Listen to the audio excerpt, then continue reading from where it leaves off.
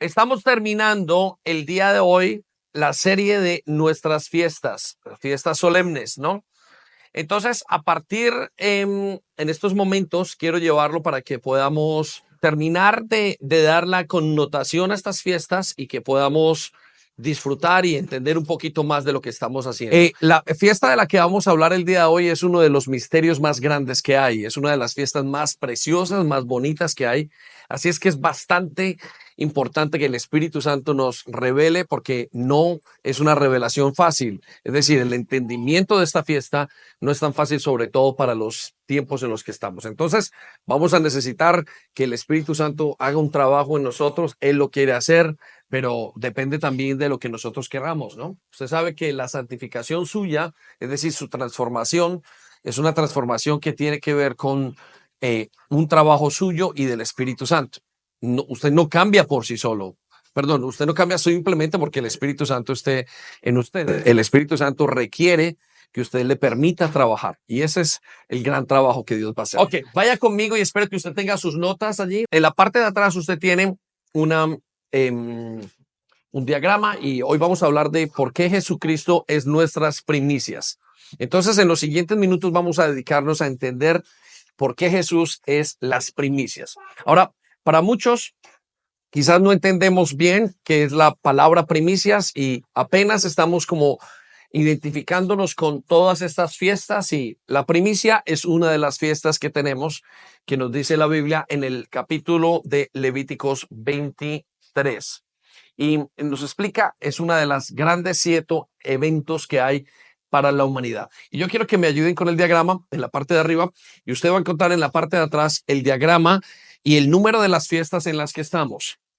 Y mientras que usted busca el número de las fiestas y las va mirando allí, yo quiero que usted vaya conmigo, y estamos en la tercera fiesta. Está la fiesta de las primicias. Recuerde que en el calendario de Dios, Dios tiene 7 fiestas importantes. Como iglesia las hemos ido celebrando, las hemos ido observando, nos hemos detenido para poder aprender de ellas, y lo que hemos intentado hacer es que estas fiestas, entender qué relación tienen hacia nosotros en Jesús. Entonces, quiero que eso lo podamos ver y observar el día de hoy. Y la primera fiesta que vimos fue la Pascua, la segunda fiesta que vimos fue la fiesta de panes sin levadura, y la tercera fiesta es primicias. ¿Cómo se llama? Primicias. Anótelo allí. La tercera parte es primicias. Y esto nos da, nos deja cerrar, nos deja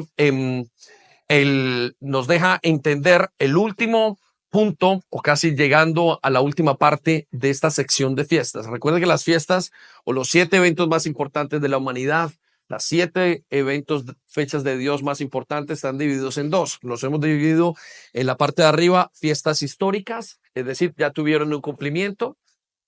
Y las que vienen a partir del mes de septiembre, octubre, son lo que se llaman las fiestas proféticas, es decir, que van a traer algo que no ha ocurrido todavía, y vamos a encontrar a Jesús en esas fiestas proféticas. Entonces, estamos esperando esas fiestas para que podamos verlas, para que podamos disfrutar de Dios y podamos tener un entendimiento mucho mayor de nuestra fe.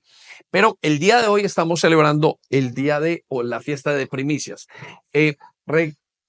Más que celebrando, lo que estábamos haciendo hace algunos días, el día martes, era que ese martes estuvimos celebrando como iglesia todos, pero el fin de semana siguiente siempre hemos hecho algo, que es celebrar la fiesta, pero explicar el fin de semana en qué se parece esa fiesta a Jesús, por qué Jesús es importante y por qué es el centro de cada una de esas fiestas. Entonces, esas fiestas solemnes eran hechas, celebradas por todos los el pueblo de Dios. Fue celebrado por la iglesia en los primeros tiempos. Nosotros vemos, lo podemos ver en la historia, lo podemos ver en los evangelios. Jesús celebró estas fiestas. Las iglesias de Nuevo Testamentarias también celebraron estas fiestas, y por alguna razón se perdieron en el camino. Y yo creo que la razón por las cuales se perdieron en el camino es porque estas fiestas tienen mucho que ver con Jesús y revelan el plan de salvación totalmente. De estas fiestas usted solamente se acuerda de la primera fiesta que vemos allá, que es la Pascua, y las primicias. El resto de fiestas, bueno, y quizás Pentecostés, el resto de las otras 4 fiestas están escondidas para el mundo cristiano a nivel general, ¿sí? Y tiene una razón de ser, que cada una de estas fiestas que van a venir revelan algo tan profético y tan importante que una vez usted lo conoce y entiende ese misterio, usted nunca vuelve a ser igual, ni aún su fe. De hecho, quiero contarles esto, que hace muchos años dejamos de celebrar la Navidad precisamente porque entendimos estas fiestas. Y es extraño que nosotros hoy celebramos al día de hoy lo que se llama la Semana Santa. La Semana Santa, como usted la conoce, tiene Pascua y primicias, el día martes que pasó. En pocas palabras, o en otras palabras, el día martes que pasó fue el domingo de resurrección, lo que usted entendería que es el domingo de resurrección.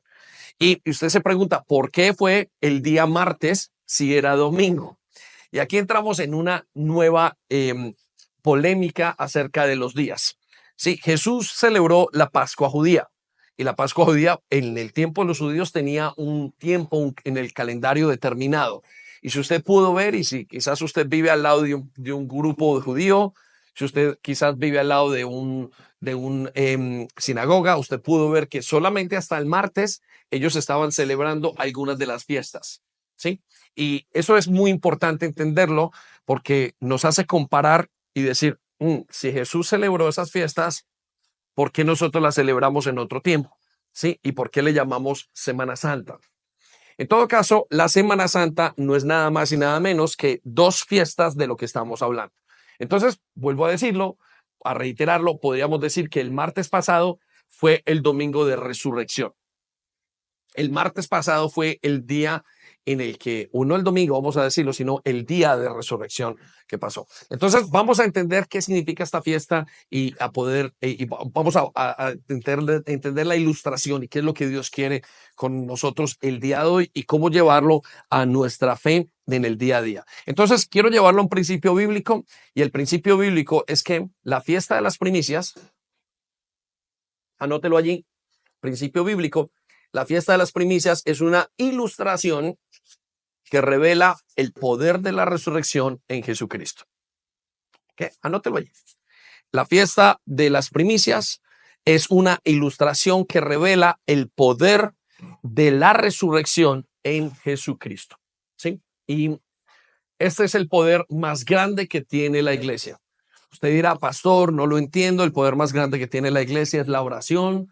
El poder más grande que tiene la iglesia es la palabra de Dios, es el Espíritu Santo, pero realmente esa es la base de la fe de la iglesia. Y lo vamos a ver en unos minutos por allá en el libro de Primera de Corintios y vamos a poder entender un poco más de eso.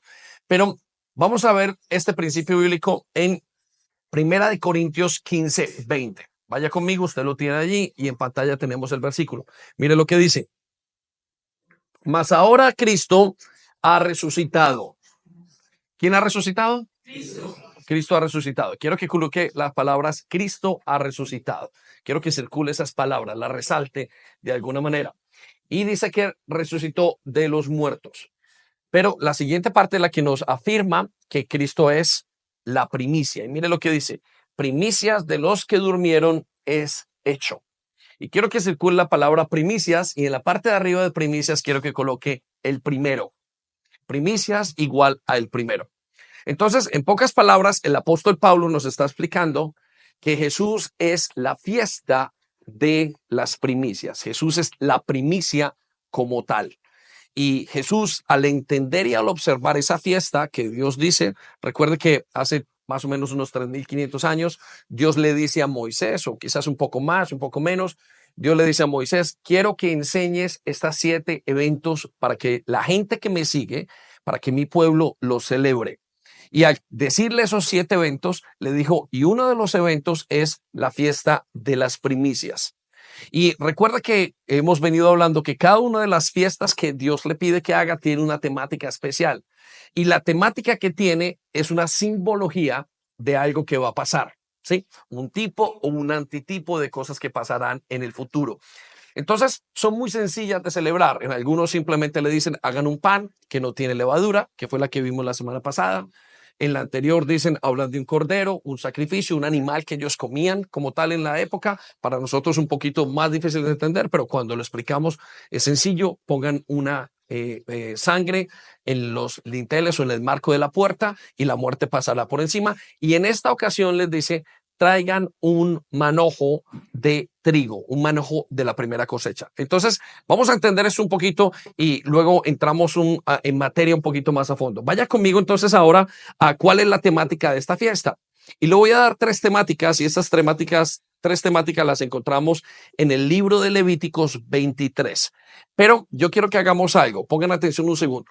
Vamos a leer de la cita bíblica que está en la hoja y en pantalla nos van a colocar los 3 puntos uno por uno. ¿Sí? Midia, ¿estamos aquí? ¿Entendimos? Vale. Entonces, nosotros vamos a hacerlo desde lo que tenemos acá, mientras que en pantalla vamos colocando los puntos. Entonces, voy a llevarlo por el primero. El primer punto es el siguiente.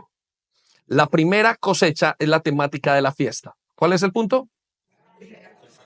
Ok, no se escucha. ¿Cuál es el punto? La primera cosecha. Ok, la primera cosecha. El punto más importante o lo que nos habla, una de las temáticas es la primera cosecha. Vamos a mirarlo en la hoja. Levíticos 23. Levíticos 23, recuerda, es la cuna de las fiestas. Levíticos 23, 10. Dice, da las siguientes instrucciones al pueblo de Israel. ¿Quién está hablando? Dios está hablando y le está diciendo, da las siguientes instrucciones al pueblo de Israel.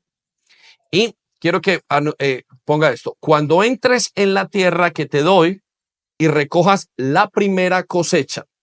Quiero que circule la palabra, la primera cosecha. Cuando recojas la primera cosecha. Entonces, quiero que se imagine, para entender esto, cómo lo estaban haciendo ellos. Era gente de campo, ¿sí? Ellos tenían que entrar y ver todo el campo allá, y usted puede imaginarse, no sé si usted ha visto en su pueblo plataneras, en mi caso era café, yo veía café y café y café y café y café, y una vez al año la gente venía, no sé qué ha visto usted en su pueblo o en su tierra, en este caso ellos tenían trigo, y ellos podían ver cada una cantidad de trigo alrededor en los campos que ellos tenían. Y entonces Dios les dijo, cuando entren, y eso es de primavera, cuando entre a la tierra y ustedes estén, aprendan a que yo les voy a hacer o que van a tener una primera cosecha de todo el año. Entonces, tiene que ver con esto que estamos hablando. Muy bien. Y esto nos hace recordar, si usted quiere anotar por allí, que la cosecha que Dios se refiere proféticamente es el trabajo que Dios hace en uno. ¿Sí? Por ejemplo, les voy a contar, mi suegra murió hace más o menos 3 años. Sandy estuvo allí para verla y en su momento, y yo recordaba una de las cosas con mucha gratitud y le decía, Dios, ella es la primera mujer que nosotros hemos evangelizado que ya está durmiendo en el Señor. Para nosotros es la primera cosecha nuestra, es la primera de nuestra cosecha. Y estábamos contentos, no de que se muriera, no me malentienda, o de que durmiera ya, sino de que cada uno de nosotros, el deseo y el trabajo que estamos haciendo es para que mucha gente conozca a Dios y cada uno vaya llegando y vayan estando con Dios y nos vayamos reuniendo. Y algunos se irán primero, otros se irán después. Sí, entonces quiero que piense en la gran cosecha que Dios está haciendo. ¿Y cuál es esa gran cosecha?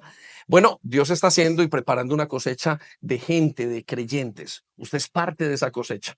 Sí, usted recordará por allá que en el libro de Mateo capítulo 13 dice que el sembrador salió a sembrar. Está hablando de Jesús. Es una redundancia aparentemente, pero dice Jesús salió a sembrar y a poner la semilla. Y lo que está haciendo en todos estos años es poner semilla. Y usted es parte de esa cosecha, si es parte y si usted tiene la semilla, que es la palabra de Dios y que es su presencia en usted. También dijo el Señor por allá en los campos están listos, ¿lo recuerdan? Dice, alce sus ojos, los campos están listos, la mies es mucha, llamen obreros para trabajar en la cosecha. ¿Sí? Para trabajar en este proceso que Dios está haciendo. Dios nos está comparando con algo que nosotros podamos entender. También nos dice por allá en el libro de Mateo capítulo 25 que al final vienen los ángeles a cegar la cosecha. Entonces, cuando él está hablando de cosecha, está hablando no de una cosecha física, sino que está hablando de toda la cosecha que él está preparando. Y es como diciéndonos o entrenándonos. Quiero que sepan que en el día de mañana voy a preparar una gran cosecha con ustedes. Mi trabajo, ya les sembré la palabra a algunos, a todos les he sembrado la palabra a todos los que son hijos, y con el tiempo ustedes van a dar un fruto y yo voy a traer con ustedes una gran cosecha. Muy bien, vamos al versículo número Estamos en el 10. ¿Ok? Muy bien. Quiero que circulen las siguientes palabras entonces. Mire lo que dice.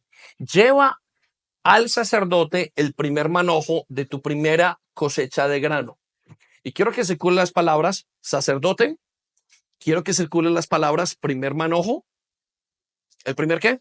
Manojo. Más fuerte que ese, ¿qué? ¿El primer qué? Manojo. Muy bien. Me tiene que ayudar a predicar. Dice de tu primera cosecha. ¿Ok? Y quiero que circule de la primera cosecha. Entonces, el segundo punto, la segunda temática es el primer manojo de la cosecha.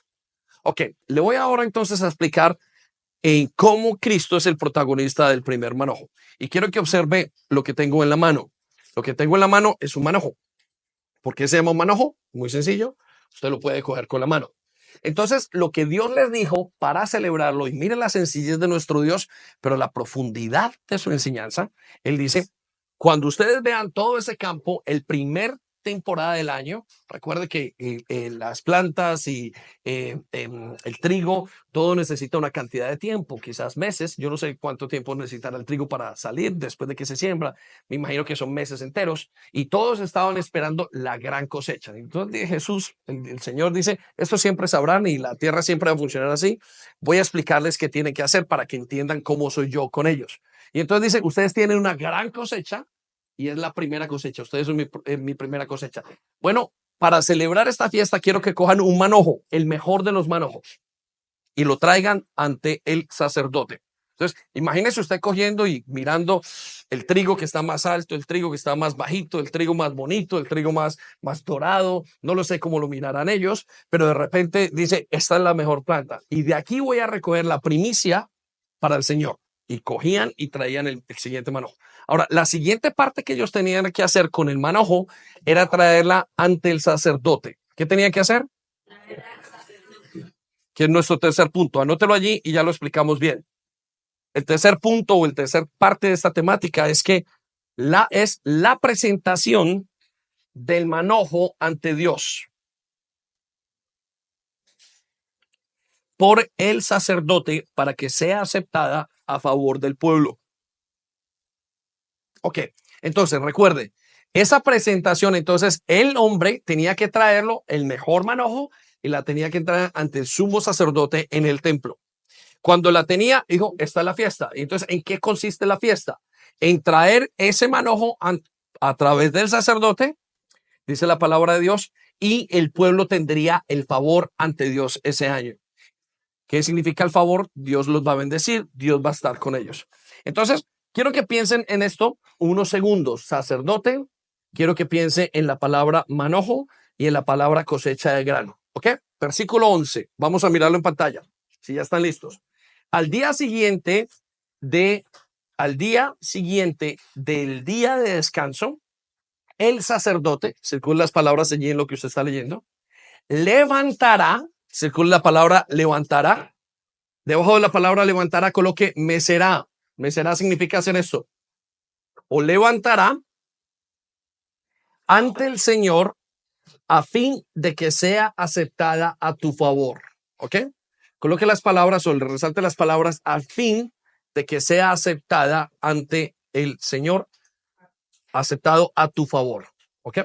Entonces, ya lo anotó y ya hizo esto para que no se confunda. Entonces, el día venía, quiero que me celebren la fiesta, usted tiene todo un sembrado de trigo y usted tiene que coger el mejor, la primera, simplemente la saca y la lleva al sacerdote. Cuando se la presenta al sacerdote, el sacerdote lo levanta y dice, Señor, aquí está. Y dice, con esto obtendrás mi favor. Ahora, no seamos inocentes pensando que si vamos a hacer esto, vamos a obtener el favor de Dios. Pero lo que Dios nos estaba diciendo es que es un simbolismo de lo que Cristo hace y de lo que Cristo ha hecho por nosotros. Entonces, vamos a mirar. Cristo es el primer manojo, lo trae, Cristo es el sacerdote, Cristo levanta esta ofrenda ante Dios para que todo el mundo que en él crea tenga favor. Y eso es un simbolismo de nuestra fe. Y es un simbolismo de lo que significa esta fiesta. ¿Amén? ¿Estamos o no? Ok, lo volvemos a leer un momento más y ya. Versículo 10 a el versículo 12. Versículo 10 dice, Da entonces las siguientes instrucciones al pueblo de Israel. Cuando entres en la tierra que te doy y recojas la primera cosecha, lleva al sacerdote el primer manojo de tu primera cosecha de grano. Versículo 11, al día siguiente del día de descanso, lleva al sacerdote o el sacerdote lo levantará ante el Señor a fin de que sea aceptado a tu favor. Versículo 12, ese mismo día deberás sacrificar un cordero de un año sin defecto como una ofrenda quemada al Señor. Ok, entonces hemos dado la temática de la fiesta. Y usted dirá, bueno, pastor, ¿y qué tiene esto que ver conmigo? Parece un ritual de antaño. Ya le dije que cada ritual tiene algo que ver y que Dios revela a Jesús en cada uno de esos rituales y hemos podido ver cómo revela a través de la primicia. Jesús es el manojo, Jesús es el sacerdote, Jesús es el que hace justicia ante Dios. Entonces voy a llevarlo a la siguiente pregunta. La siguiente pregunta, entonces, ¿cuál es el resultado de que Dios aceptara a Jesucristo como primicia de los creyentes? Ok, anótelo allí. ¿Cuál es el resultado de que Dios aceptara a Jesús como primicia de los creyentes? Ok, recuerde, teológicamente esto es importante entenderlo, pero le voy a dar dos resultados rápidamente. El primer resultado es que el decreto legal es el decreto legal para dar una nueva vida. Ok, quédese conmigo aquí, tranquilo. Vamos a mirar qué significa eso en unos segundos. El segundo resultado es que es el sello, que el sello de esa vida es la resurrección. ¿Ok? Entonces, anótelos allí y ya le voy a explicar a qué se refiere esto. Ya va a tener más sentido de lo que pueda entender. Pero quiero colocar el ground o quiero colocar la base bíblica y teológica para que usted pueda entender esto. Y ya lo vamos a entender, si ya lo anota, en Primera de Corintios 15. Vaya ahora entonces a Primera de Corintios 15, versículo 21. Y en pocas palabras, esto significa, esa fiesta significa la resurrección. Entonces usted se preguntará, ¿por qué Dios resucitó a Jesús? Dios hizo que Jesús resucitara en ese día específicamente. Y la razón detrás de todo eso es porque Dios quiere indicar y decir, Jesús es la primicia. Lo que habíamos leído que Pablo había entendido. Jesús, a través de la resurrección de Jesús, Jesús es la primicia de todos los demás.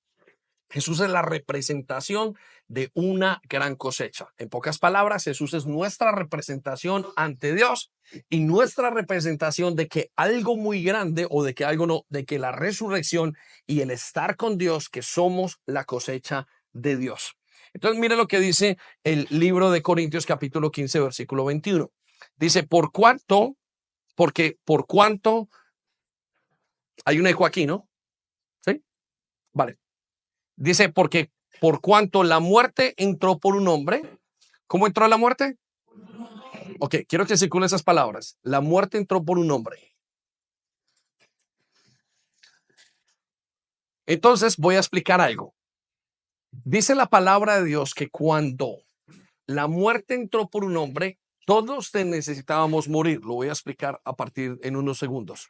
A partir de eso, todo el mundo murió. ¿Sí? Dice la Biblia que esa fue la ley. Vamos a verlo más claro en unos segundos, pero la ley era que todo el mundo muriera.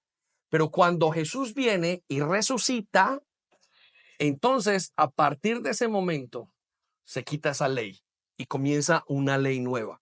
¿Cuál es la ley nueva? Hay resurrección, hay nueva vida. Amén. Amén. Levante sus manos y aplauda al Señor. Vale la pena.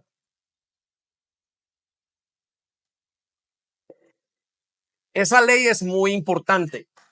¿Por qué? Porque va contrario a todo lo que tiene que ver con lo que nos pasa a nosotros. Y quizás usted no lo entendió muy claramente, pero lo que acabo de decir es que hay una nueva vida. Voy a explicar por qué no se entiende claramente, especialmente en estos tiempos, y que espero que a través del día de hoy usted lo pueda entender más. Vaya conmigo al versículo 22. Mire lo que dice. Oh, perdón, el versículo 21. Vaya un momento y se me olvidó resaltar algo. Dice, porque por cuanto la muerte entró por un hombre, también por un hombre la resurrección de los muertos. Ok, quiero que circule por un hombre la resurrección de los muertos. Y sobre la palabra hombre, quiero que coloque Jesús. Por Jesucristo entra la resurrección de los muertos. Es decir, todos tenían que morir. todo el mundo tiene que morir. Pero gracias a que Jesús entró en ese momento, usted ya no tiene que morir. Usted puede vivir el proceso y el gran poder de la resurrección. Pablo dice, aquel que levantó a Jesús de los muertos es aquel que vive en ustedes. Por consiguiente, ustedes ahora, al tener a Jesús, tienen el poder de la resurrección. Y usted dice, bueno, pastor, ¿para qué me sirve esto? Pues le voy a contar una anécdota muy rápida. Cuando le compartí a mi hermano hace más o menos unos 6 o 7 años, más o menos, sí, comenzó una vida cristiana en él. Su mundo estaba totalmente deshecho, su familia estaba totalmente perdida y Jesús comenzó a hacer cosas en él maravillosas. De repente comienza su estabilidad emocional. De repente esa culpa que tenía por sus pecados son perdonados. De repente comienza a arreglarse las cosas a nivel familiar. De repente a nivel financiero comienzan a arreglarse una cantidad de cosas y comienza una vida a transformarse, a transformarse, a transformarse. Y en una de las conversaciones le digo yo, usted no se imagina lo que Dios tiene por venir, la resurrección. Y en pocas palabras, él me dice, viejo, porque me llama viejo, viejo, ¿para qué me sirve la resurrección? Si es que hoy estoy viviendo una vida maravillosa, no me falta absolutamente nada. Y le dije, pero eso es simplemente un bocado de todo lo que Dios tiene que tener para usted. Lo que viene es muchísimo mayor. Ahora, ¿por qué no lo identifica? Porque lo que viene es un misterio. Porque usted y yo no somos conscientes, estamos todos los días estamos quizás viviendo como autómatas, como robots y no sabemos entender el poder de la resurrección y todo lo que eso tiene y conlleva para nosotros. Pero cuando usted lo entienda, va a ser maravilloso su comprensión y cada vez más, recuerde, es un misterio y usted cada vez tiene que desglosarlo más. De hecho, estamos esperando es el poder de la resurrección. Quizás usted no lo sabe y dice, bueno, pastor, ¿qué estamos esperando? Bueno, que las días, que Dios me bendiga en mi trabajo, que Dios me haga tener una buena familia, que Dios me sane. Y digo, no, no, no, usted está esperando la resurrección.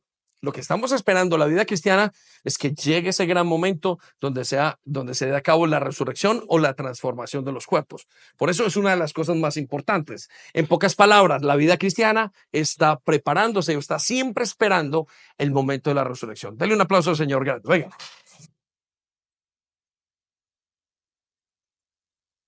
Lo llevo al versículo 22. Entonces, mire lo que dice. Porque así como en Adán todos mueren, quiero que circule la palabra en Adán. ¿Qué pasa con Adán? ¿Cuántos mueren? Todos mueren. Dice, también en Cristo todos serán vivificados. ¿Ok? Y quiero que circule las palabras vivificados. Quizás esto lo entienda, vuelvo y digo, aquel que está en su primer amor. Si hay alguien aquí que acaba de llegar y está apenas conociendo a Jesús, se siente vivificado. ¿Qué significa vivificado? Vivificado es deseoso de vivir una vida para Dios, deseoso en su corazón como ríos de agua viva. Y aunque venga la enfermedad, aunque vengan circunstancias difíciles, aunque pase lo que pase, no importa, porque usted tiene el poder de la resurrección en su vida. Y eso es lo único que usted desea. Lo que pasa es que con el tiempo, usted y yo vamos olvidando estos conceptos. Y entonces perdemos el poder de recordar la resurrección. Entonces, muy bien, ¿cómo puedo? Vaya a la siguiente pregunta entonces, ¿cómo entender las primicias y la resurrección de los muertos a manera personal? Y quiero llevarlo a esto para que usted vuelva otra vez a recobrar y a entender por qué, cómo puedo yo volver a experimentar esto, cómo puedo yo otra vez entender ese poder de la resurrección para este año. Mire, cabe anotar esto y si quiere anotarlo allí, esto es importante. ¿Por qué Dios le dijo, por ley, ustedes cada año tienen que tener y tienen que celebrar estas fiestas? Ustedes se imaginan, todo el pueblo de Dios celebra estas fiestas cada año y las celebra, viene, las practica, las entiende, muy bien, ¿estás bien? ¿Cate así? Sí. Bueno, ok, sí. No pasa nada, tranquilos. Entonces, el Señor nos dice, ustedes por ley cada año tienen que celebrar estas fiestas. En pocas palabras, Dios le está diciendo a ellos, no se pueden olvidar de estas fiestas cada año. No pueden olvidarse de lo que voy a hacer, no pueden olvidarse de esto, esto es su día a día. En el momento que ustedes lo olviden, se olvidan de lo que yo estoy haciendo y en ese momento, cuando ustedes se olvidan, olvidan y dejan de entender su fe. Entonces, voy a llevarlo por unos puntos que nos va a ayudar a entender cómo aplicar la resurrección a nuestra vida o cómo poder entender y comprender la resurrección. Y el primer punto, anótelo allí, El primer punto es que la muerte reina sobre los hombres. Y es lo primero que usted tiene que comprender. El primer punto es que la muerte reina sobre los hombres. Y quiero llevarlo a entender eso de esta manera. El mundo entero y la creación está bajo el poder de la muerte. No hay ninguno de nosotros que se libre de esto. Es lo que es el día a día de hoy. Ahora tenemos un grave problema. ¿Sabe cuál es el problema que tenemos? Estamos acostumbrados. La muerte está tan en nosotros y en este mundo que a usted no le importa matar a su esposo o a su esposa. Que a usted no le importa matar a sus padres. Mire, es un sinnúmero de veces las que yo en mi corazón he matado a mi familia y no he tenido ningún tipo de misericordia. Es una cosa así. ¿Por qué? Porque el poder de la muerte es tan grande que ha afectado a todas las cosas. Vamos a ver lo que dice Romanos capítulo 5, versículo 14. Note lo que dice. No obstante, reinó la muerte. Quiero que circulen las palabras, reinó la muerte. ¿Y qué quiere decir reinó la muerte? Gobernó la muerte. En este momento no está gobernando Dios. Quien está gobernando en este momento es la muerte. Usted mira, pastor, no, yo estoy muy vivo. No, mire todo lo que está pasando en su vida. Miren todos los aspectos. La familia muere. La gente muere. Todo está en decadencia. El hombre espiritualmente está mal. Lo que pasa es que el hombre se acostumbra a vivir en la muerte. Y en esa medida que se acostumbra a vivir mal. Un hijo se pierde y el hombre se acostumbra. Un hijo le pasa algo, un padre le pasa algo, hay enfermedad. Y decimos, alguien tiene cáncer. Bueno, en este momento tanta gente está muriendo por cáncer, pues no es importante, ¿no? Solamente cuando, hasta que a usted le toca o le toca a un ser querido. En ese momento que usted mira que le tocó a ese ser querido, usted dice, la muerte verdaderamente devasta las cosas. Vino Fabián, uno de los que tenemos acá en la iglesia, hace 3 semanas o 4 semanas, su padre falleció. Y una de las cosas que decía mientras que le dábamos gracias a Dios en la vigilia de agradecimiento que tuvimos el viernes, él le decía, doy gracias a Dios porque a partir de esto comprendí qué significa la vida. Y dije, comprendí que uno no se lleva absolutamente nada. Pero mire qué lógico es esto. Todos vamos a morir. Todos estamos preparando para morir en algún momento. Y usted, sin embargo, y yo seguimos enfocados en la vida. Es muy irónico. El hombre no quiere ser consciente de la muerte. ¿Sí? El hombre no quiere ser consciente del efecto que tiene la muerte en la persona y en él mismo. Y recuerde, la muerte afecta a todas las áreas. Pero note lo que sigue a continuación en este versículo. Dice, pues por cuanto la muerte entró por uno, no, perdón, estamos en Romanos 5:14. Dice, no obstante, la muerte reinó desde Adán hasta Moisés. ¿Ok? Quiero que circulen las palabras desde Adán. Desde Adán la muerte está trabajando fuertemente, haciendo estragos. No hay nadie que se salve desde Adán. Todo el mundo está muriendo, algunos mueren más tarde, otros más temprano, otros en un momento. Recuerdo, hablaba mi esposa cuando murió su papá a los 6 años, pero miraba a mi papá y digo, es que su papá murió cuando él tenía 6 años. Y comienzo a mirar algunos de los casos de los que estamos aquí y el dolor y el trauma que el ser humano tiene cuando hay un ser que se pierde es inmenso. Es muchas veces hasta difícil de recuperar. Pero note lo que dice, es desde Adán, desde el momento en que Adán pecó. Y note lo que sigue a continuación. Usted dirá, pero pastor, esto no me toca a mí. Quizás usted piense que nunca va a morir, como los jóvenes. No, no hagas esto, no hagas lo otro. No, yo no tengo ningún problema. Mire lo que sigue a continuación. Y dice, aunque en los que no pecaron a la manera de la transgresión de Adán. Ok, yo quiero que usted circule, aunque aún en los que no pecaron a la manera de la transgresión de Adán. Circule esas palabras un segundo. Y cuando coloque la palabra transgresión, quiero que piense en el error que cometió Adán. Entonces, Adán nos dejó la muerte por generaciones. Adán nos dejó, nosotros no habíamos sido hechos para morir, pero desde Adán todo el mundo muere y la muerte está reinando en todas partes, no importa donde usted vaya. Miren, ¿sabe qué hace una persona cuando tiene muchísimo dinero? Primero que todo, intentan tener todo el dinero del mundo, pero cuando tienen todo el dinero que ellos quieren, aquí no hay una que comienzan a hacer, comer mejor, cuidarse más, e intentar buscar soluciones para evitar la muerte. Y el problema es que nadie puede evitar la muerte. Entonces usted se pregunta, ¿qué es lo que hacen todas estas cosas? Todo lo que hacen en realidad es simplemente detener un poco más la muerte. El otro día había a todas esas modelos, a esas actrices, y estábamos viendo una película y decíamos, esta mujer en este momento tiene que tener unos 70 años y era súper guapa. Y usted las ve en todos los puntos, con los ojos, con todo hecho, y usted dice, no se parece, no quieren envejecer. ¿Lo ha notado? ¿Y por qué no quieren envejecer? Porque sabe que la muerte está detrás, en la siguiente esquina. En algún momento la muerte está. Entonces, el ser humano lo que está haciendo en este momento es invertir todo su dinero en detener la muerte. Clonar. Están haciendo todas las cosas posibles. Usted es parte de eso, de ese, ¿cómo se llama? De ese estilo de vida. Por eso es que usted se pone más cremas, crema rejuvenecedora, para que no se muera, para que no le pase esto. Usted comienza a cambiar todas las cosas para esperar a los días, pero todos sabemos que la muerte está reinando. Y lo peor que le puede pasar es que uno de sus seres queridos llegue ese día de la muerte. Y la Biblia nos dice, o entendemos, que tenemos dos opciones: ver a los seres queridos o terminar con un pedazo de tierra en las manos.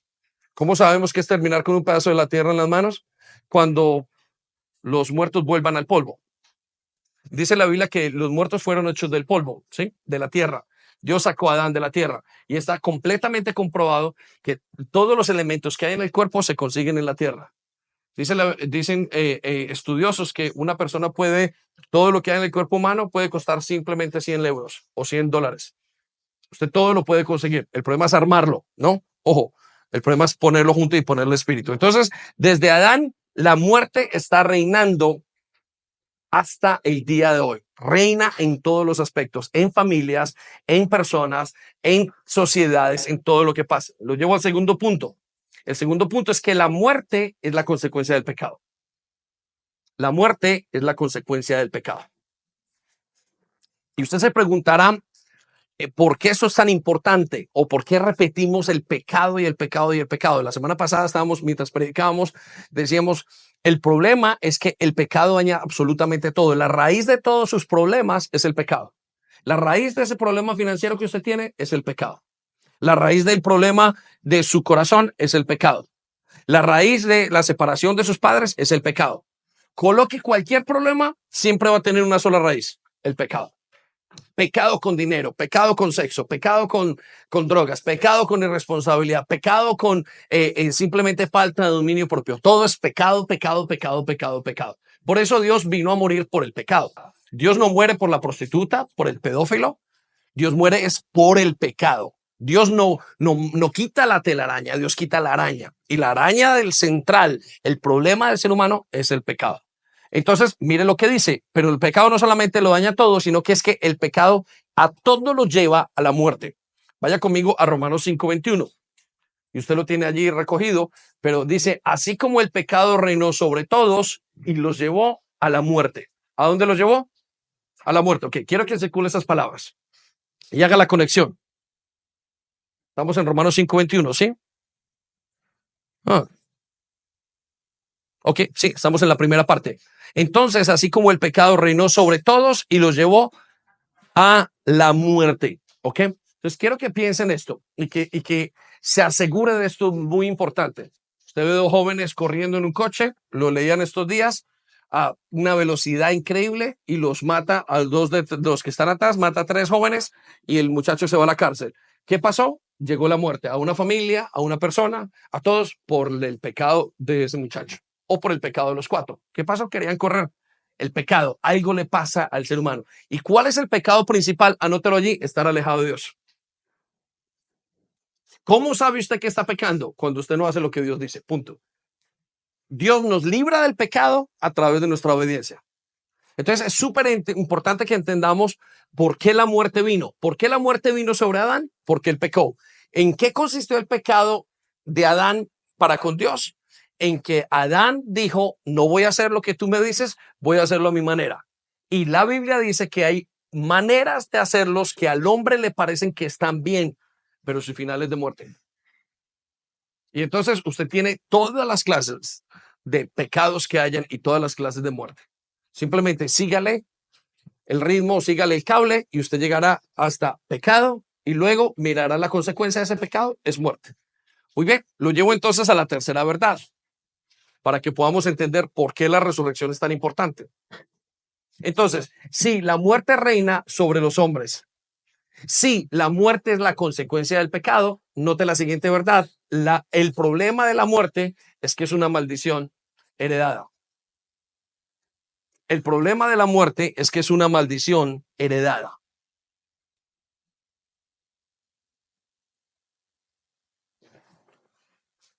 Entonces, ¿qué es lo que Dios nos está diciendo aquí? Chicos, chicas, ustedes que tienen hijos, aquellos que se quieren casar, tienen que saber eso. Ustedes van a heredar la muerte. Somos 9 billones de personas. Y 9 billones de personas tienen que morir en menos de 100 años o 120 años. Algunos van a morir de 5, de 10, de 20, de 30, de 40 o 50. Va a haber una mortandad cada año. No sé si son cada segundo que mueren tanta cantidad de personas. Ahorita vamos a ver si lo vemos para contarlo en la siguiente reunión. Pero cada segundo muere gente y cada segundo nace gente para volver a morir. Es tan devastador esto que no hay nada sobre esta tierra que detenga el poder de la muerte. Recuerdo que estábamos en el momento que estaba mi suegra y en el momento de la lucha nos dijeron, en Ecuador estaban dándole los servicios médicos y dijeron entonces hay que gastar $5,000. Vale. Luego subieron para 2 días de vida, hay que gastar $20,000 en ese momento. Y estábamos todos listos para decir, vendemos todo. Sin embargo, ni siquiera esos $20,000 podían hacer absolutamente nada contra la muerte.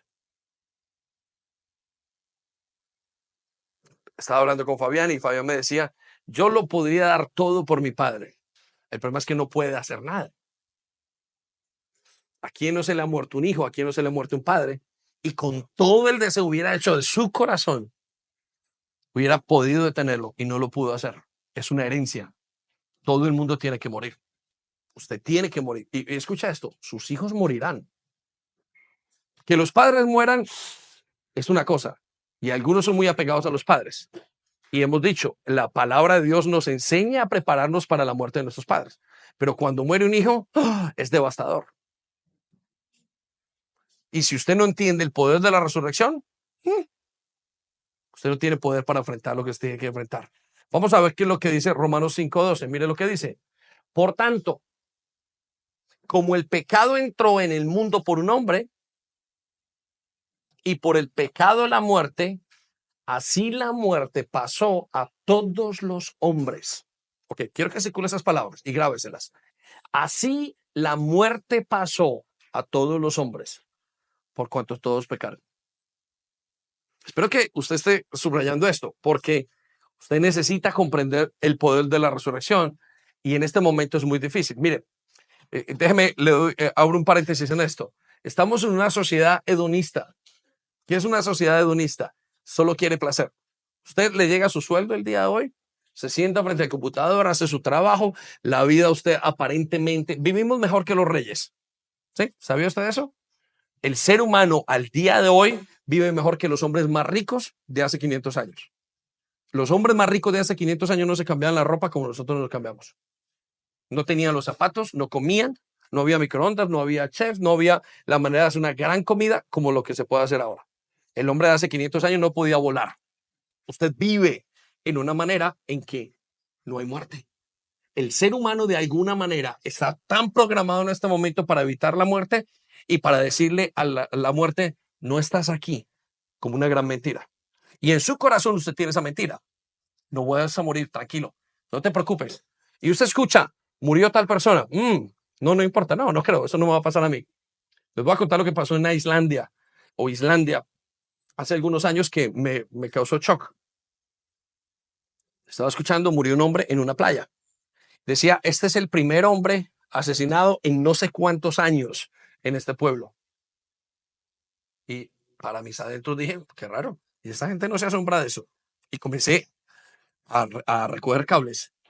De donde yo vengo, en un pueblo de la zona cafetera en Chinchiná y en Manizales, la gente moría por docenas los días de cosechas. Era normal ver a una persona con 30 puñaladas. Era normal ver a una persona que se emborrachaba y le quitaba la vida al otro. Era completamente normal. Cuando yo estoy escuchando eso que ese hombre está diciendo, perdón, estoy leyendo esa noticia, digo, esto es una locura. Digo, esta gente se aterra por mucho. Y me vino aquel versículo que dice, la sangre de Abel clama. Cada vez que se muera alguien, algo clama en este mundo diciendo, o cada vez que matan a alguien, algo clama diciendo, ¿cómo es posible que hayas matado? ¿Cómo es posible que se muera alguien? ¿Sabe por qué? Porque usted y yo no fuimos hechos para morir. Pero como estamos tan acostumbrados en este momento a que vamos a vivir aparentemente para siempre o simplemente sacamos a la muerte, usted se sienta el fin de semana y trabaja en su computador, va a trabajar, vuelve y viene y para usted no hay muerte. No se preocupe. Espérese 60 años, 50, la muerte nos va a tocar a todos. Vamos a necesitar el poder de la resurrección. Entonces, circulan las palabras, así la muerte pasó a todos los hombres. ¿Cómo pasó? Cuando entró el pecado. Lo llevo entonces a la cuarta verdad, que la muerte es indestructible. Hemos anunciado esto algunos minutos antes, pero la muerte es indestructible. Usted no puede. Cuando una persona vive en un hospital y por alguna razón no se murió, el médico dice es un milagro.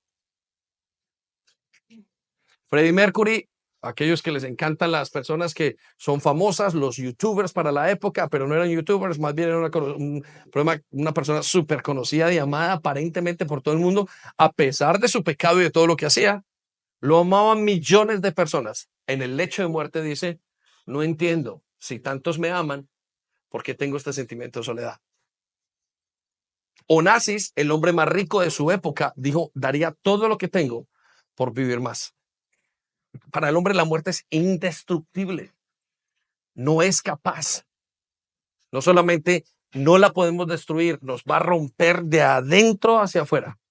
Y aún el mejor de los creyentes, el más entendido, puede decir, qué dolor siento. Qué dolor siento al perder a mis seres queridos.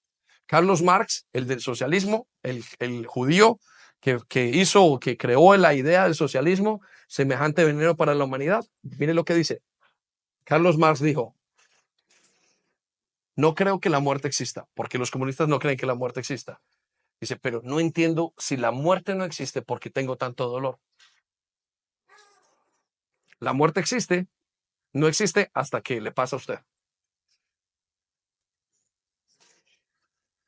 Deténgase a pensar unos segundos eso. Todo en usted huele a muerte. Todo en el ser humano huele a muerte. De repente, pasando los años, usted siente que sus músculos se van cayendo. Lo leemos en el libro de Eclesiastés. Los dientes se van cayendo. Las piernas dejan de funcionar. En algún momento usted deja de estar lento. Su mente es supremamente lúcida en muchos casos y el resto de su cuerpo muriéndose. Todo esto y en mí se está muriendo. Y es inevitable y usted lo sabe. Por eso, inclusive, es difícil creer en la resurrección. Más en este tiempo. Si todo se está muriendo, ¿cómo puedo entender la resurrección? ¿Cómo puedo comprender si todo a mi alrededor se muere? Mi padre se muere, mi madre se muere. Volví a ver a mi papá después de unos días y cada vez lo veo más y más viejo. Mire sus padres al pasar de los tiempos. ¿Cómo lo verán sus hijos? Sus hijos van a morir. Sus padres van a morir. Su esposo va a morir. Y no hay ninguna esperanza frente a eso. Solamente terminar con un terruño. Aquí está, en este sitio, y está ahí, está mezclado. Se deshizo entre el polvo y entre la tierra que hay. La muerte es indestructible. Mire lo que dice 1 Corintios 15, 26. Y es tan indestructible la muerte que dice el Señor, el último enemigo que será destruido es la muerte. Quiero que piensen eso. Tiene que destruirlo Dios. Es tan poderosa la muerte. Y la soledad de no ver a nuestros seres queridos más. Oh,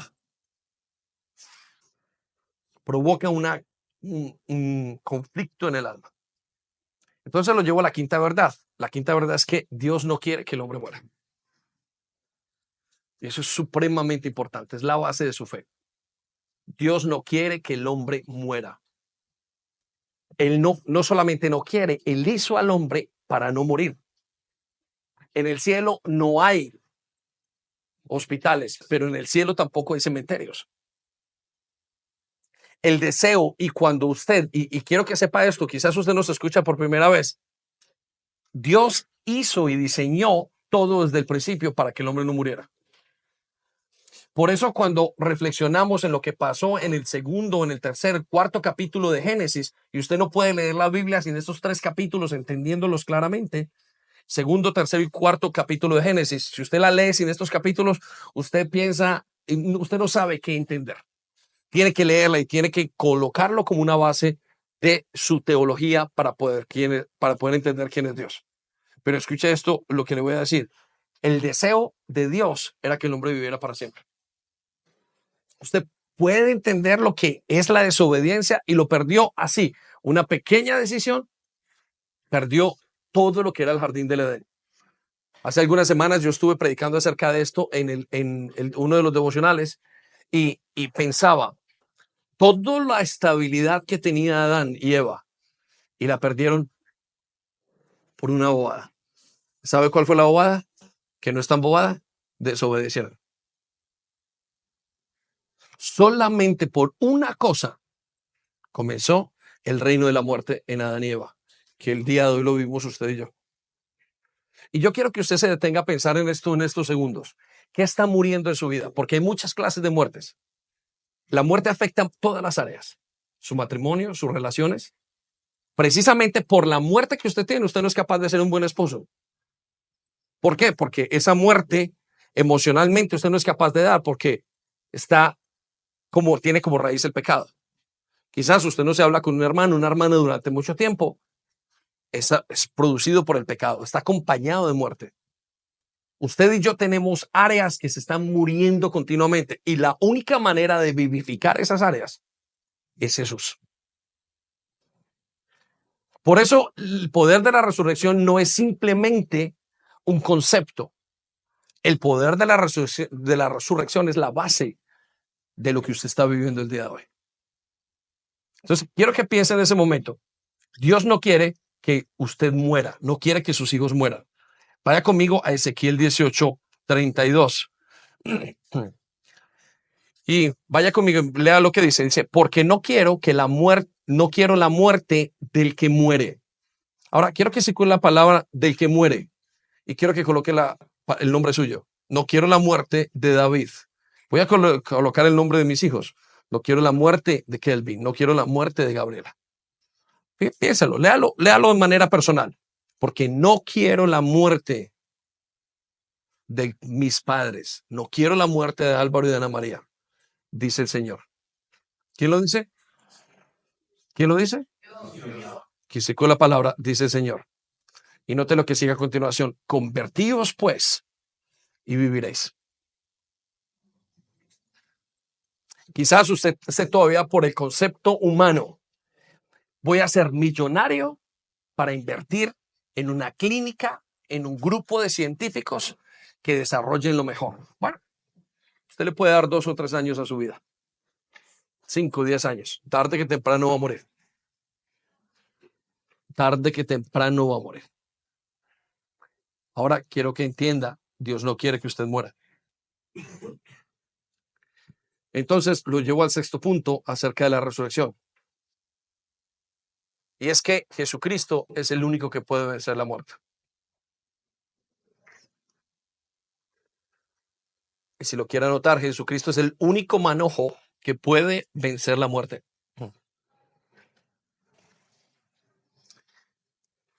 Y quiero que se detenga a pensar en esto. Unos segundos. Usted pone su confianza en médicos. Usted pone su confianza en amigos. Usted pone su confianza en familiares. Y hay gente que usted admira porque ha hecho grandes cosas. El mundo entero admira a un tipo detrás de un balón.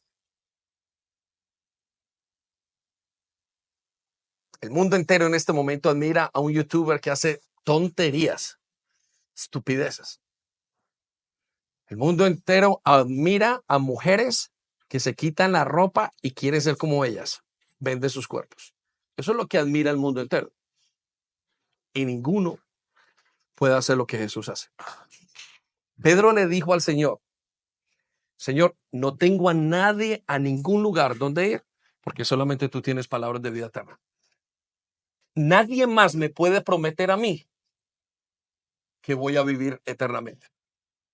Búsquelo. Váyase a Google, váyase al dueño de Facebook, ponga su confianza en el de Tesla, Elon Musk, ponga la confianza en un presidente. Bueno, ponga la confianza en su esposo, que usted le cree mucho. Ponga la confianza en en el ídolo que usted tiene. Ponga la confianza en su dinero. No sé dónde usted pueda poner la confianza, pero ninguno puede dar el resultado y puede decir lo que Jesús dice. Jesús dice, destruiré la muerte. Por eso es que él dice, yo soy la resurrección. Él ni siquiera dice solamente, yo voy a destruirlo, dice, yo mismo soy la resurrección. Y este es el poder de la resurrección de su vida. Esto es el poder de lo que a usted y a mí nos mueve. Vaya conmigo a lo que dice Isaías 25:8. Y note las palabras textuales. Y esas palabras usted las puede poner en su casa, en su carro, en su nevera, en donde usted quiera, en su teléfono. Y note esas palabras textuales. Dice, destruirá a la muerte para siempre. ¿Por cuánto tiempo? Para siempre. Quiero entonces que circule o resalte las palabras, destruirá a la muerte para siempre. Ok, quiero que me diga quién en el mundo le puede decir a usted que va a destruir la muerte. El noviecito le dice a la noviecita, te bajo la luna. Imposible. No es, primero que todo, no es capaz, es una mentira. El novio le dice a la novia, te prometo, te amaré toda la vida. Van a pelear. El hombre le dice a los hijos, yo te voy a dejar todo lo que tengas. Ese hijo no sabe manejar. La mujer le dice al hombre, tú eres todo para mí. No importa, usted encuentra todas las promesas habidas y por haber. Y le voy a decir una cosa, casi todas son mentiras. Y la única persona que puede prometer que destruirá la muerte es Jesús. Esto es una declaración demasiado fuerte.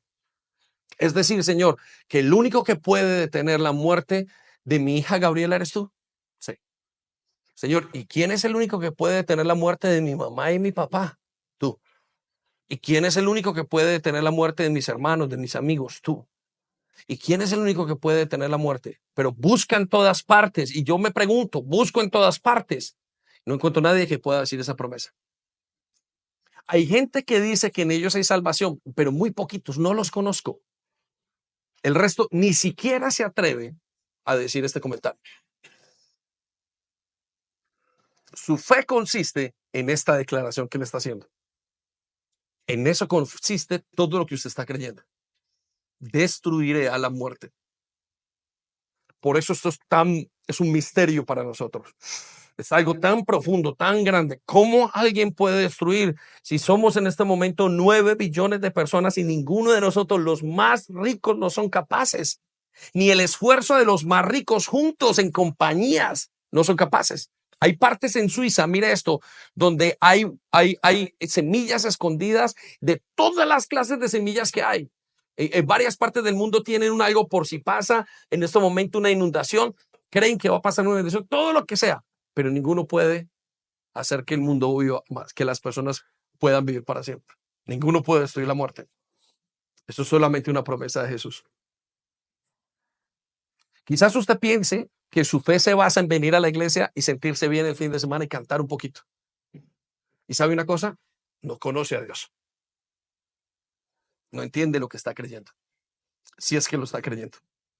Note lo que sigue a continuación. Y enjugará Jehová el Señor toda lágrima de todos los rostros y quitará la afrenta de su pueblo. Quiero que circule la palabra la afrenta. La afrenta a la maldición, porque Jehová lo ha dicho.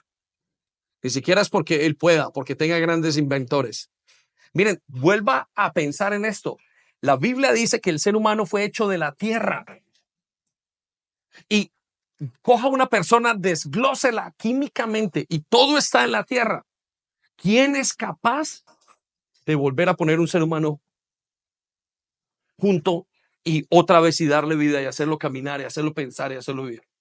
No sé, no hay ejércitos, no hay compañías, no hay ricos que puedan hacer esto. Lo que nos lleva entonces a la séptima, al séptimo punto. Y es que sin la resurrección, seguir a Jesús es una pérdida de tiempo. Si no hay resurrección, seguir a Jesús es una tontería. No hay fundamento. Y aquí voy a dar un shift o un cambio de mentalidad. Ustedes y yo, la gran mayoría de personas siguen a Jesús porque es un buen ambiente a la iglesia del día de hoy. Y lo que estamos teniendo es una cantidad de una manera de decir, nuestra iglesia es chévere y podemos seguir a Jesús. Pero esa no es la razón para seguir a Jesús. La razón verdadera para seguir y para morir a Jesús es la resurrección. Sin la resurrección, nada sirve lo que usted está haciendo. Usted está perdiendo el tiempo. Vaya conmigo a 1 Corintios 15:12. Mire lo que dice. Pero dígame lo siguiente. Dado que nosotros predicamos que Cristo se levantó de los muertos, ¿por qué algunos de ustedes dicen que no habrá resurrección de los muertos? Ok, sobre la palabra dicen, circula la palabra dicen, quiero que circule, ponga una palabra, piensan. ¿Por qué algunos de ustedes piensan que no hay resurrección de los muertos? Versículo 13. Pues si no hay resurrección de los muertos, entonces Cristo tampoco ha resucitado. Quiero que circulen las palabras, si no hay resurrección de los muertos, entonces Cristo tampoco ha resucitado. Versículo 14. Y si Cristo no ha resucitado, entonces toda nuestra predicación es inútil. Quiero que circulen las palabras, nuestra predicación es inútil. ¿Sabe cuántas horas y horas de enseñanza usted recibe al año? Simplemente con el que es menos de los menos interesados en la iglesia. Solamente en predicaciones pueden ser 52 semanas. Con la vigilia, usted puede hablar otras 100 y pico de semanas. Con una célula puede hablar. Miren, nosotros estudian más que una universidad. Calcule los horarios de universidad que usted tiene. Si alguien está en la universidad, ¿me puede decir más o menos cuánto estudia al año? Empieza en septiembre y termina en mayo. ¿No es así? Usted estudia más que lo que estudia en una universidad. Escucha más y dice, si usted no entiende la posición de la resurrección en su vida, todo ese tiempo es tiempo perdido. Y hay algunos de ustedes que tienen 20, 30 años en el evangelio, que tratan, que disciplinan a sus hijos, que se golpean, que quieren morir internamente. Dice, Señor, quita esta brutalidad de mi vida, quita toda esta moralidad, quita todo este pecado en mi vida que sufrimos, que entregamos. Ahora piense los diezmos, piense las ofrendas, piense los horarios, las cantidades de tiempo que usted está invirtiendo acá. Piense en la esperanza que usted tiene para que algo haga y que sus hijos se vayan y se guíen por el camino correcto. Y dice Pablo, ninguna de esas cosas sirve y todo es inútil y es un absurdo totalmente si no hay resurrección. La pregunta es, ¿por qué a usted no le parece absurdo? ¿Y sabe por qué? Porque usted no entiende la fe. Porque si entendiera la fe, esto sería la panacea de todos, la vida de todos. Esto sería el santo grial de todos. Todos correrían y se guardarían para esto. Note entonces lo que sigue en la siguiente parte de lo que estamos leyendo, versículo 15. Y nosotros entonces, los apóstoles, estaríamos todos mintiendo acerca de Dios. La persona menos confiable sería yo, que les estoy predicando, porque hemos dicho que Dios levantó a Cristo de la tumba. Porque todo lo que decimos, toda palabra, cuando usted viene a un problema, cuando usted se sienta a una pastoral, todo lo que les podemos decir, no sabemos, Dios puede, y todo tiene y resuena con el mismo concepto. Dios puede porque Él resucitó. Dios es capaz porque Él resucitó. Cada milagro es porque Él resucitó. Toda la base de todo es porque Él puede, porque Él puede, porque Él puede, porque Él puede, porque Él puede. Y no hay otra base. Por consiguiente, la resurrección es la base central de toda nuestra fe. Y no entenderla, no vivirla, no absorberla. ¿Sabe por qué no le da a usted vara a un hijo? ¿No lo corrige hasta la muerte? Porque no cree en la resurrección. No cree que ese hijo se pueda morir. Creer en la resurrección es creer en la muerte. Cuando usted coge a un hijo que se está perdiendo en las drogas y va y lo rescata y lo arranca de todo lo que tiene que hacer, no solamente es porque moralmente está mal, porque no lo deja beber como todo el mundo bebe. Pero cuando usted tiene a Jesús en su corazón y usted dice, hay un día de juicio, entonces hay un día de muerte, pero también hay un día de resurrección. Y entonces usted todo lo da por Él.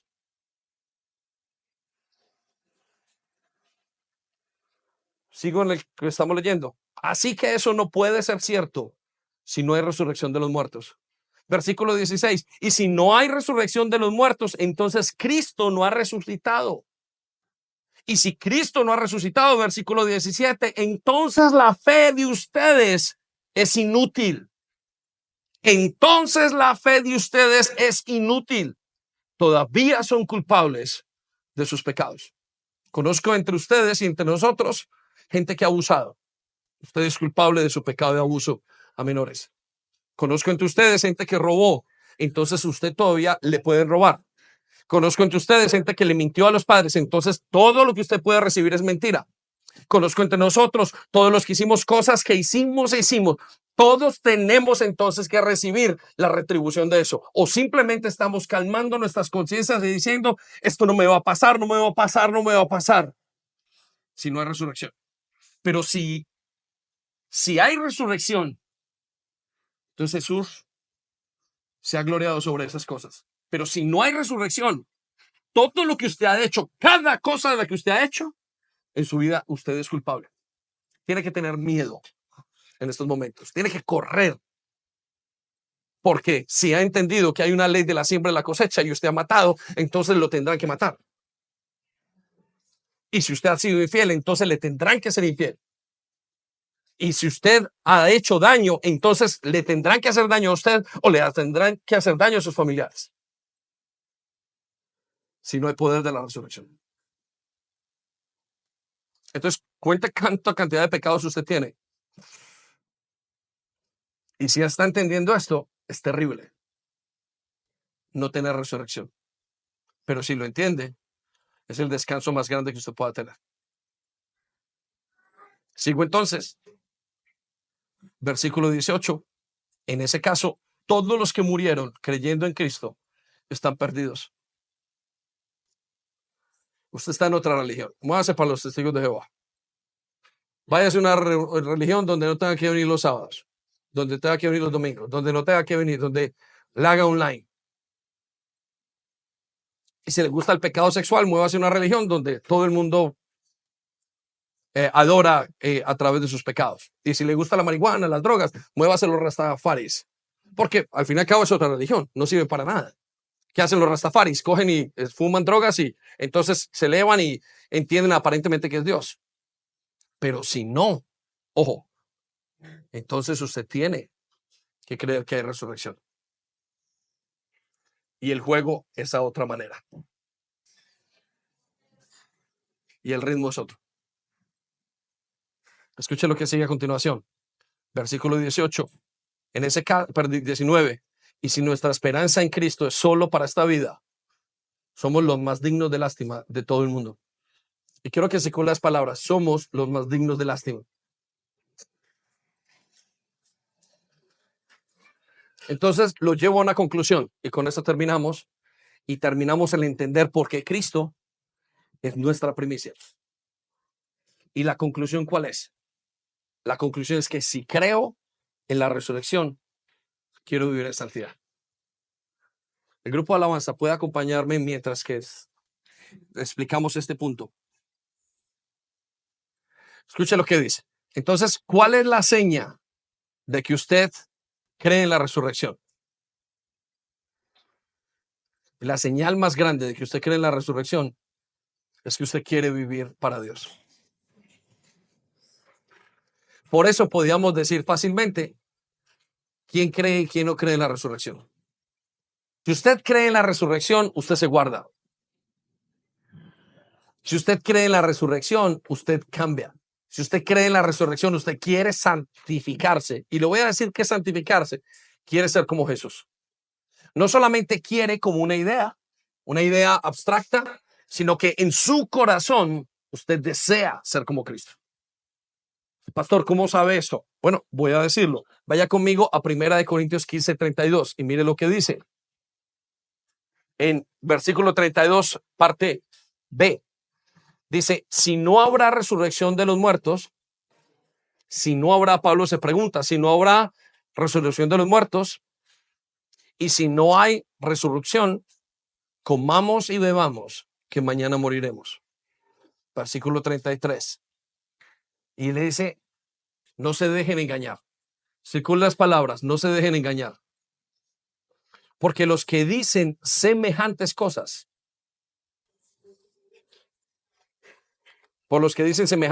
porque las malas compañías corrompen el buen carácter. Quiero que circule la palabra el buen carácter. Y el carácter que usted está teniendo es el carácter de Jesús, la forma de Jesús. Bajo la palabra carácter coloque Jesús. Versículo 34 es la clave. Entonces, piensen bien sobre lo que es correcto y dejen de pecar.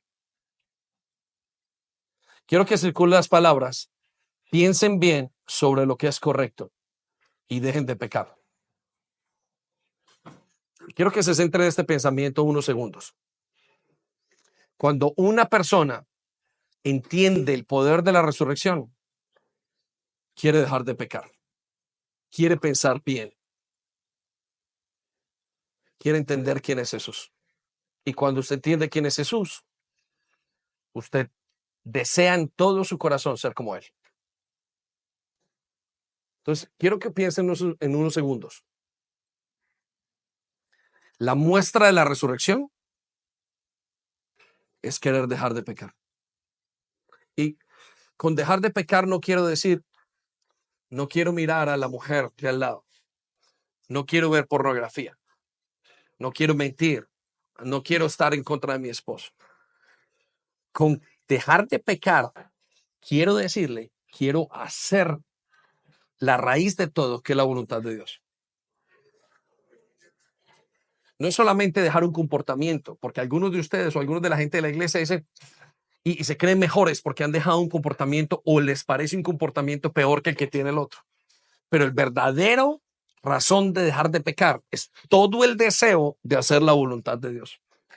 Y eso es lo que santifica al hombre. Esperamos que haya sido de bendición para ti. No olvides compartir este vídeo con otras personas para que pueda ser de bendición para ellas también. Te animamos a que te suscribas a nuestro canal si aún no lo estás, para que te lleguen las notificaciones del nuevo contenido.